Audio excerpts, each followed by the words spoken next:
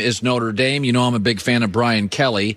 I do believe at least in the next 2 years we will expand to an 8-team playoff. That is fine. Joy, I think you were telling me yesterday, you've kind of turned, you want it. Listen, if it means more March Madness feel to college football and less of these insipid bowl games that nobody watches or nobody goes to, I'm fine with it. I think from an entertainment standpoint, it's probably best for you, the fans. It's probably best for me, the talk show host. It puts more people in the party, more hope. But I just want to realize the more March Madness expanded to 68 teams, it's still the 6 programs that mostly you look at every year. And my feeling is, right now, we've got 3 of the 4 teams we know are going to be in it, and Notre Dame's the 4th team. So if you went to an 8-team playoff, would it look the same 7 or 8 teams? I think it absolutely would.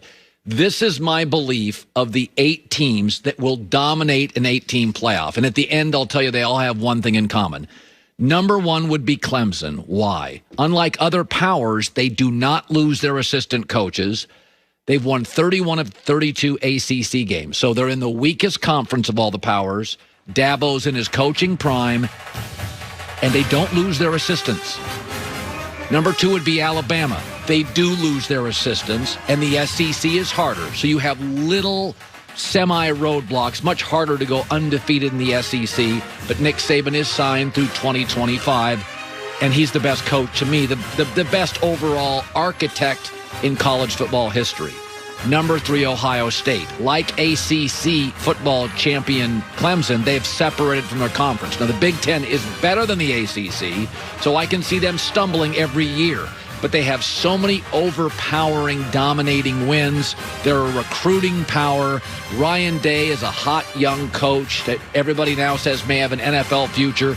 They're 22-1 under Ryan Day in the Big Ten. Michigan is no threat. Wisconsin doesn't have the talent. And Penn State's good and can be threatening but less consistent.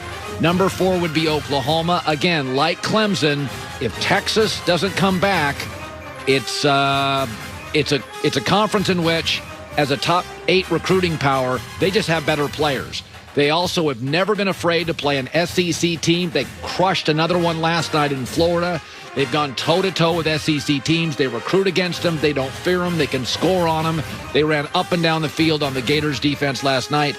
And since Lincoln Riley became the coach, they have had the number 1 passer efficiency rating, and that's with a lot of transfer quarterbacks. He's figured out the math on offense in the Big 12. They're going nowhere. Number 5 would be Georgia.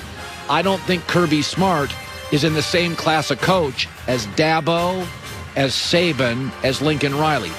But they may be the first or second best job in college football. It's a great city, Athens. It's a recruiting power.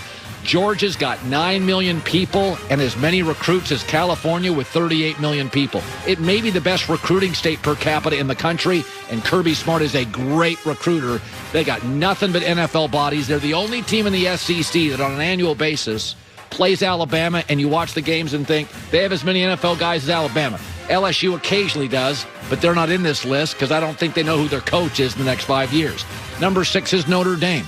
They are starting to pull away from their 2 big out-of-conference rivals, Stanford and USC. That is significant. That's 2-0. They're not as good in ACC as Clemson. They beat him this year, backup quarterback.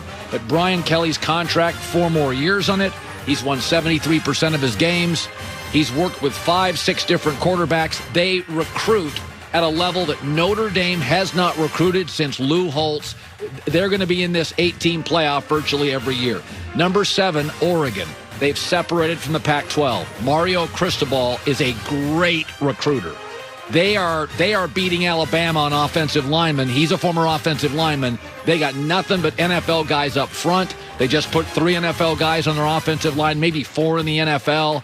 They've separated from the conference. They had the number 1 recruiting class once again in the Pac-12 for the 2nd straight year. So I know for the next 4 or 5 years, they got NFL bodies. They really crush in California recruiting. I'm down here. I see it. Oregon's going to be in that 8-team playoff a ton when it starts. And I would say number 8 was my toughest choice. I would put Florida in over Texas A&M. I like Dan Mullen more than Jimbo Fisher. I think Florida is a more attractive place for recruits. I think Mullen's an offensive coach in an increasingly offensive-leaning SEC. He does lose occasionally to unranked opponents, but it's a state school in an amazing recruiting state. And I think all of the coaches, all 8 of them, have one thing in common. They've all got a presence.